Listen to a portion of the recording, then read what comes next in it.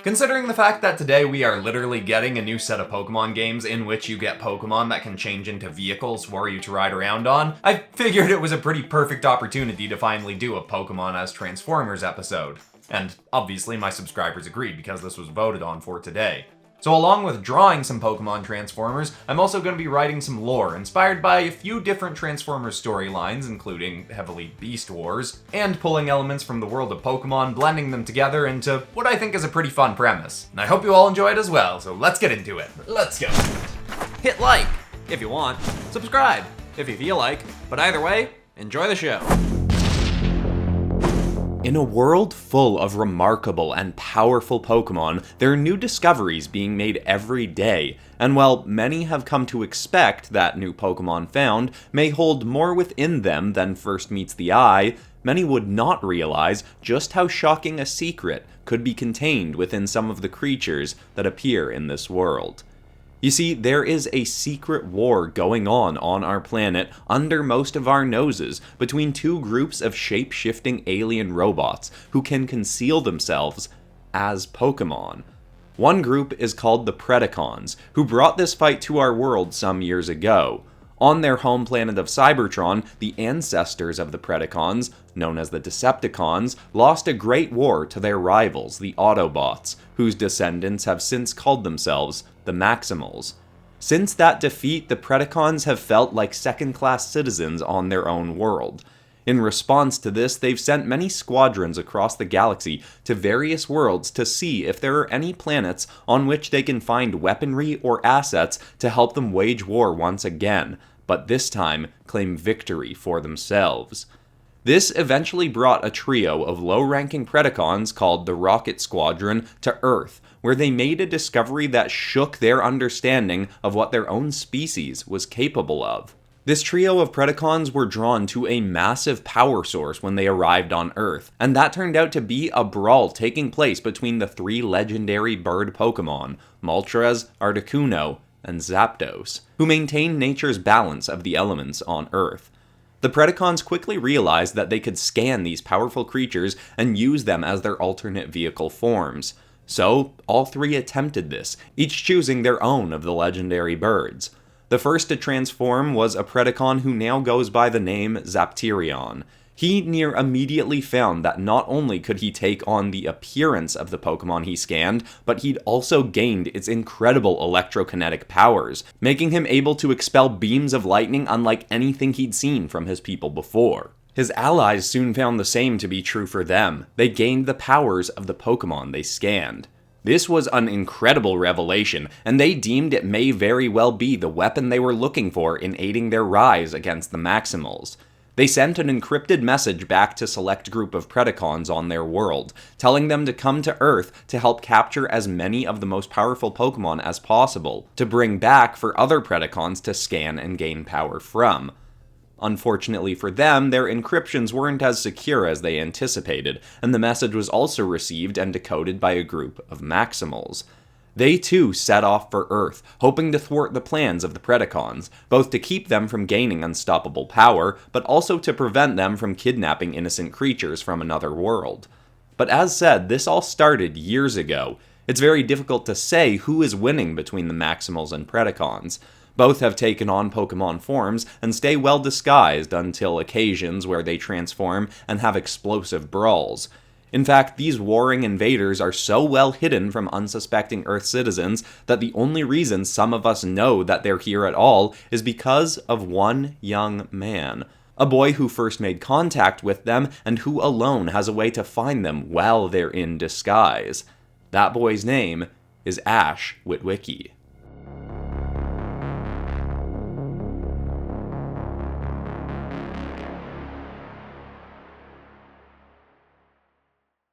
Ash Witwicky was a bit of an odd kid, but certainly never expected to find himself in the middle of a secret alien war. The reason he was the first to discover the hidden Predacons on our planet was because of an unusual Pokedex he had, handed down from his recently deceased grandfather. Ash's grandfather was an adventurous soul, even into his 70s, and had been tracking the legendary birds on the day of his death. The same day, the Predacons had found them. He had no idea what he was seeing, but as the Predacons scanned the birds, Ash's grandfather was scanning them with his Pokedex. The frequencies given off by the Cybertronians altered the programming of his Pokedex, though he'd sadly never get to see exactly what it had done. Upon scanning the Predacons, the device gave off a high-pitched shriek that alerted the invaders to his presence. They quickly spotted the man and killed him to ensure he didn't tell others of their existence, in an attempt to keep the locals from hunting them with their own Pokemon allies. Ash and his family simply believed that his grandfather's death had come at the hands of the legendary birds, as collateral damage of their brawl. The family had their brief mourning period just before Ash set off on his own Pokemon journey, taking with him his grandfather's old Pokedex to honor his relative's life. For the next year, Ash noticed nothing unusual about it as he traveled around catching and training Pokemon. That is, until he came across a wild Haxorus that his Pokedex responded unusually to. When Ash tried to scan the wandering Pokemon from a distance, his deck started to glitch and spark. After a moment, it let out a mechanical shriek. It hurt Ash's ears, but did far more to the Haxorus. The Pokemon suddenly and unintentionally transformed, revealing its true self as the Predacon, known as Haxon. This was completely alarming to Ash, obviously, even more so when Haxon ran at him and attacked Ash, attempting to kill the boy to keep him quiet.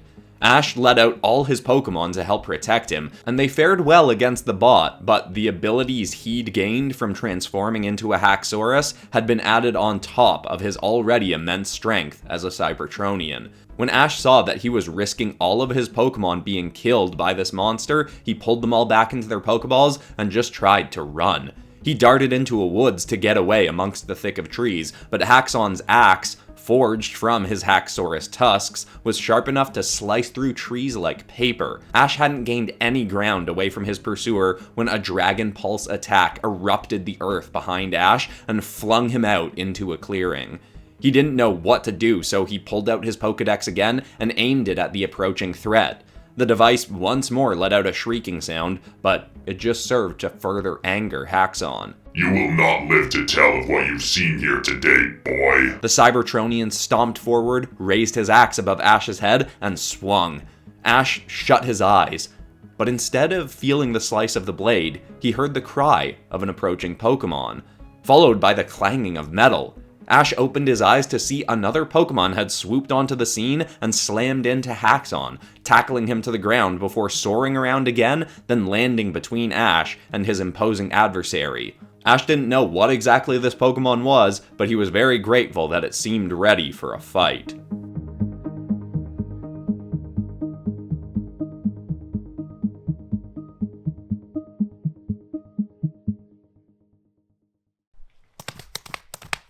Posters?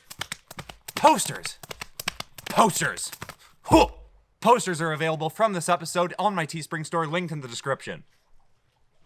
Ash only vaguely recognized this new Pokemon. He'd seen glimpses of a documentary once talking about the Paldea region, a place he'd not yet visited on his own journey, and he thought he'd seen a Pokemon like this in it. He believed it may be Koraidon, a Pokemon that could turn itself into a sort of living vehicle for its trainer to ride.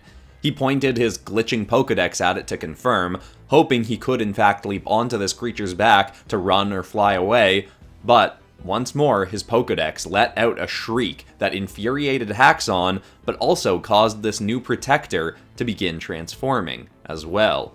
This indeed was not any regular Pokemon either. As it shifted into an upright humanoid stance, Ash got a full look at the Cybertronian now known as Kiraor, who'd luckily been patrolling outside his region when he heard Ash's device. Upon being forced to transform, the bot whipped around and looked down at Ash. That's a neat trick, kid, but could you keep that thing quiet? I need to focus here. Ash just nodded as Haxon spun his blade around at Kiraor. Ash's new ally ducked gracefully under the strike and swung his fist up into Haxon's jaw, and as he hit, fired 2 blasts of energy from his wrist cannons. The punch and shots exploded into Haxon's jaw, knocking him upwards then crashing back to the ground. But the foe wasn't down for the count. Taste my blade, Maximal scum! He spun around on the ground and slashed his axe right across Kirior's ankles, sending sparks and mechanical debris splashing out. If the wheels on Kirior's ankles could do anything before, it seemed like they wouldn't be able to now. The Maximal winced from the pain, but tried to ignore it. He suddenly leapt up off the ground and flew back above the fight, aiming his wrists and firing a barrage of blasts down at Haxon. Haxon pulled himself off the ground, well blocking the oncoming shots with his axe. He then reeled back and hurled the axe right at Kirior. The bot ducked aside, caught the axe and spun it around, hurling it right back at Haxon. He tried to catch the returning weapon, but his hand was off, and it sliced right through the bot's shoulder. He was a persistent Predacon, though. Haxon turned and simply grabbed the axe with his other arm.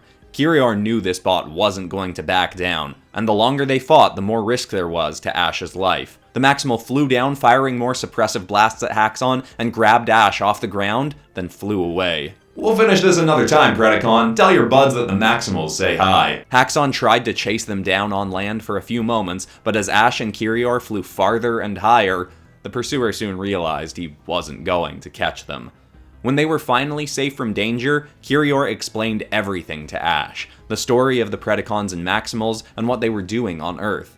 They'd also both pieced together at this point that Ash's Pokedex had the ability to force Cybertronians to reveal their true form, and that made it an invaluable asset to the Maximals in locating all the Predacons lurking around on Earth. Kirior took Ash to one of the Maximal bases on Earth in the Paldea region. There were a few ships of Maximals stationed on Earth looking for the Predacons, and each had taken on the forms of the native Pokemon to blend in while they search. Obviously also gaining new abilities to help even the odds against the Predacons. At the Maximal base, Ash met Kirior's whole team of allies, and while some of them simply wanted to take Ash's Pokedex, Ash adamantly refused. Not because he didn't want them to have the added advantage, but because he wanted to keep it and stay with them to help himself. Kirior had saved his life, and he both wanted to repay that act, but also wanted to help protect the Pokemon of his world from being taken to be used as pawns in some otherworldly war. And, of course, Ash thought the whole ordeal sounded like an incredible adventure to partake on during his own Pokemon journey. And so that was the beginning of a lasting alliance. Ash would eventually tell some other humans and make allies to help in this venture, but he would be the leading human force behind helping rid our world of the Predacons for good.